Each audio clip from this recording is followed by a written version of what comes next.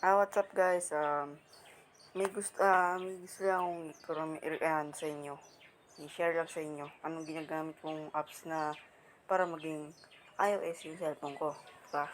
Ganyan lang yun, no? Alam mo, iOS na po talaga yan. Okay?